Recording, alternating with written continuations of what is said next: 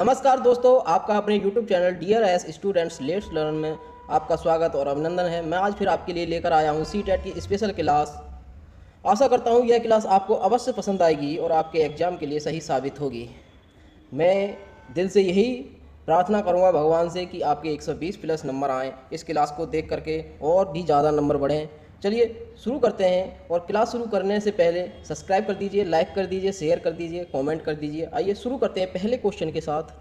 पहला क्वेश्चन है, इनमें से कौन सा कारक अधिगम को अभिप्रेरित करने वाला है? बाह्य कारक, विफलता से बचने के लिए कारक, लक्ष्यों को प्राप्त करने पर व्यक्तिगत संतुष्टि, उपयुक्त में से कोई नहीं।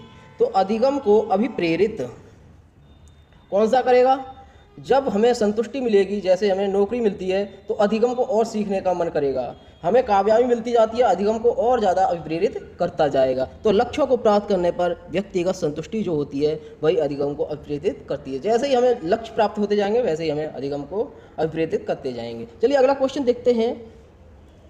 वाइगोत्स्की ने बच्चों के अधिगम में निम्नलिखित कारकों में से किसी एक की भूमिका के महत्व पर सबसे ज़्यादा जोर दिया है? तो कौन है? वाइगोत्स्की। मैंने बताया है वाइगोत्स्की आए तो समाज आ जाए, संस्कृति आ जाए, खेल आ जाए, या भाषा आ जाए, सामाजिक आ जाए, ये सारी चीज़ें आ जाएं तो उसे प्रायोरिटी देनी चाहिए। MQ आ जाए, इसके फोल्डिंग आ जाए, ZPD आ जाए, समीपस्थ विकास क्षेत्र आ जाए, ये सब शब्द आ जाएं। और सहयोग इनका सबसे बड़ा पॉइंट है। अगर सहयोग आ जाए फिर कुछ नहीं देखना है, हमें सहयोग ही लगाना है। तो इसमें क्या है? सामाजिक, वंशानुगत, मानसिक, शारीरिक। तो हमारा आंसर क्या हो गया? फर्स्ट, सामाजिक। चलिए अगला क्वेश्चन देखते हैं। बुद्धि लब्धि परीक्षण में 16 साल के एक बच्चे का स्कोर 75 है, उसकी मानसिक आयु कितनी होगी? तो बुद्धि लब्धि बराबर मानसिक आयु बटा वास्तविक आयु। अगर हम निकालें तो उसकी बुद्धि लब्धि होगी 12 वर्ष। निकाल के देख लेना। चलिए अगला क्वेश्चन है, निम्नलिखित में से कौन सा विकल्प विद्यालय आधारित मूल्यांकन के आधार पर सही है? राष्ट्रीय मानकों को प्राप्त करने में बाधक, सभी विद्यार्थियों को निदान के माध्यम से और अधिगम जानने में मदद करता है, शिक्षा बोर्डों को जवाबदेही कम कर देता है, उपयुक्त में से कोई नहीं। तो निम्न में से कौन सा विकल्प विद्यालय आधारित मूल्यांकन पर आधारित सही है? सभी विद्यार्थियों को निदान के माध्यम से और अधिक जानने में मदद करता है, बिल्कुल सही आंसर है। चलिए अगला क्वेश्चन देखते हैं। बच्चे कैसे सीखते हैं? निम्नलिखित में से कौन सा विकल्प इस संबंध में सत्य नहीं है? तो नेगेटिव पूछ रहा है। बच्चे कई तरीकों से सीख सकते हैं, भिन्न भिन्न तरीकों से सीखते हैं। जहाँ भिन्न आ जाए, कई तरीके आ जाए तो ये पॉजिटिव होता है। बच्चे केवल, मैंने बताया केवल मात्र ही ऐसे शब्द आ जाए, कठोर, सरल, अधिक, ये ऐसे शब्द आ जाते हैं, ये नेगेटिव होता है, वो कभी सही नहीं होता है। बच्चे सीखने के लिए स्वाभाविक रूप से, स्वाभाविक जहाँ जाए वो सकारात्मक, बच्चे तब सीखते हैं जब संज्ञानात्मक रूप, संज्ञानात्मक आ जाए तो भी पॉजिटिव होता है, लेकिन ये केवल गलत होता है। तो हमारा आंसर सेकंड होगा। चलिए अगला क्वेश्चन देखते हैं। निम्नलिखित में से कौन सा सूक्ष्म गतिक कौशल का उदाहरण है? तो सूक्ष्म गतिक कौशल कूदना, लिखना, दौड़ना, चढ़ना। तो सूक्ष्म में लिखना आता है, सेकंड वाला सही आंसर है। चलिए, किसने सबसे पहले बुद्धि परीक्षण का निर्माण किया था? तो किसने किया था? अल्फ्रेड ब्रे ने, David Wechsler, Charles Darwin, Robert Sternberg. तो इसका आंसर है फोर्थ। अगला क्वेश्चन देखते हैं।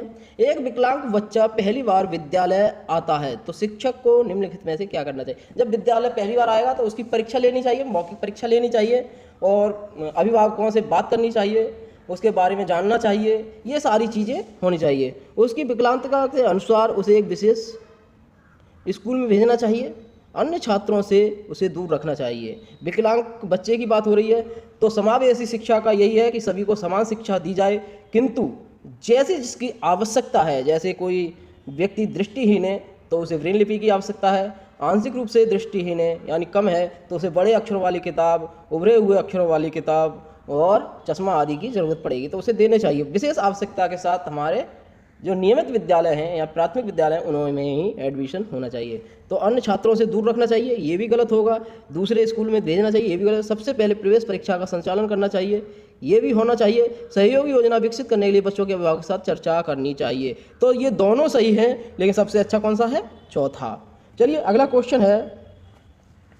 दो शिक्षार्थी भाषा सीख रहे हैं। एक शिक्षार्थी जो अपनी मातृभाषा सीख रहा है और दूसरा शिक्षार्थी उसी भाषा को दूसरी भाषा के रूप में सीखता है। दोनों प्रकार किस प्रकार की गलतियों का सामना कर सकते हैं?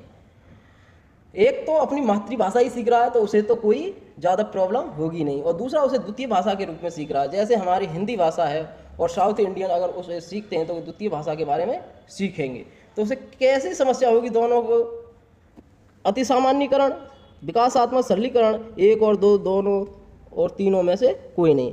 तो जो सामना करना पड़ेगा गलतियों को, वो विकासात्मक गलतियों का सामना करना पड़ेगा, क्योंकि उसे जो अपनी मातृभाषा सीख रहा है, वैसे बोला है शुरू से ही, फिर वो व्याकरण सीख रहा है तो उसे ज़्यादा कठिनाई नहीं होगी, उसके विकास में ज़्यादा कठिनाई नहीं होगी। और जो द्वितीय भाषा के बारे में सीख रहा है उसे विकासात्मक कठिनाई थोड़ी अधिक होगी मातृभाषा सीखने वाले से। तो हमारा कैसी गलतियाँ का सामना होगा?